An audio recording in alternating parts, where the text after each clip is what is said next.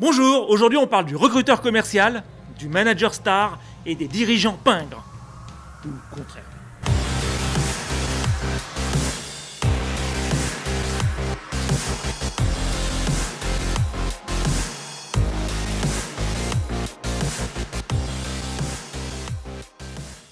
J'ai reçu 6 questions de la part d'Alexis Le Seigneur du London Speaker Bureau. Voici mes réponses en français. Alexis demande « Quels sont les plus gros challenges auxquels doivent faire face les entreprises en termes de recrutement ?» Commençons avec une évidence. Nous avons dans le monde un problème d'offre et de demande dans l'emploi. Rien qu'en France, ce sont 10 millions de chômeurs au compteur, alors que selon une étude de la BPI de janvier 2018, 57% des PME et des ETI ont du mal à recruter. C'est entre 60 et 70% dans le monde. Ce qui a plusieurs conséquences. D'abord, comme certains secteurs ne disposent pas d'assez de candidats actifs pour remplir les sièges vacants, il faut aider les candidats passifs, c'est-à-dire ceux qui ont déjà un job mais qui ont une oreille à l'écoute, on ne sait jamais, à s'intéresser à ce que les entreprises en recherche ont à offrir. Seconde conséquence, pour être considérés par ces candidats passifs, qui ne quitteront pas la proie pour l'ombre, il faut les comprendre, beaucoup d'entre eux cherchent une expérience, un titre, un défi, ou plus basiquement un meilleur salaire, pas un job. Et dernière conséquence, il y en a d'autres, mais restons courts, ne s'intéresser qu'aux candidats passifs est illusoire, car ils ne suffiront pas. Il va falloir faire preuve d'ingéniosité pour identifier des candidats qui pourraient convenir, même s'ils n'ont pas le diplôme ou l'expérience dans le poste que vous cherchez à remplir. Il va falloir faire preuve de patience pendant que ces candidats se forment, et surtout, il va falloir faire preuve d'audace en les recrutant.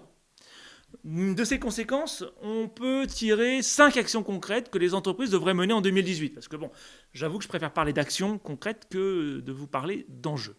Première chose, que les recruteurs doivent changer de posture.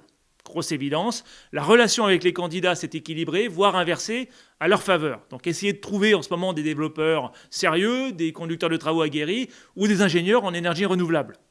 Les recruteurs ne s'adressent plus à des chercheurs d'emploi, mais à des offreurs d'expérience, des offreurs de compétences, à des offreurs d'appétence. Alors la compétence, c'est le savoir-faire, et l'appétence, c'est l'aimer faire. Regardez Google.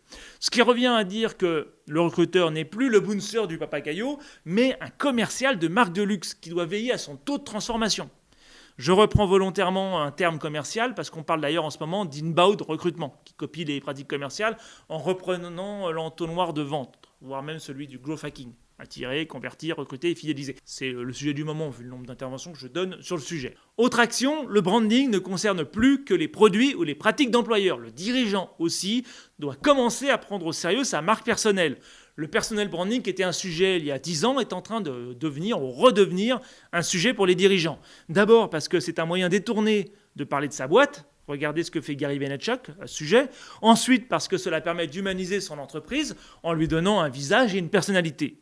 Et enfin, parce que c'est un moyen de communiquer à l'extérieur de façon simple et concrète sa culture d'entreprise. Autre conseil à donner aux entreprises, avant de recruter, qu'elles commencent par arrêter de faire fuir les talents qu'elles ont déjà. Chaque jour, j'entends des histoires d'horreur, comme le recruteur qui manque de respect aux candidats, comme le manager à côté de la plaque concernant les attentes de ses collaborateurs, ou encore comme ce processus d'onboarding qui n'existe pas. Toujours selon l'étude BPI que j'ai déjà citée, 40% des PME et des ETI ont souffert d'un départ d'une compétence clé. Donc comprenez rapidement ce qui ne fonctionne pas chez vous, quitte à pointer du doigt certains managers qui utilisent leurs émotions plutôt que des valeurs managériales, et mettez en place un kit talent index ou des entretiens de départ. Pour commencer. Autre action, maîtriser les coûts de recrutement, bien sûr, qui sont en train de s'envoler à cause de la difficulté de trouver les bonnes compétences dont je viens de parler. Il y a énormément d'optimisation à faire dans les dépenses en recrutement, que ce soit en dépenses chez les annonceurs, qui peuvent être, à mon avis, facilement réduites de 30 à 70% avec une bonne négo, mais aussi en temps passé par les équipes de recrutement à gérer leurs réseaux sociaux. Encore beaucoup d'équipes n'ont pas de méthode et d'approche vraiment optimisées et mettent à jour leurs réseaux sociaux quand elles y pensent. Et enfin, dernière action que certaines entreprises pourraient suivre, retirez les oursins de vos poches et payez vos collaborateurs à leur juste valeur. Quand vous pensez rémunération, ne pensez pas seulement à la rémunération, pensez également engagement et rareté des compétences. Plus une compétence est rare, c'est logique, plus elle vaut cher. Et plus vous devriez, en tant que dirigeant, trouver le moyen pour justement qu'elle ne soit plus rare dans votre entreprise.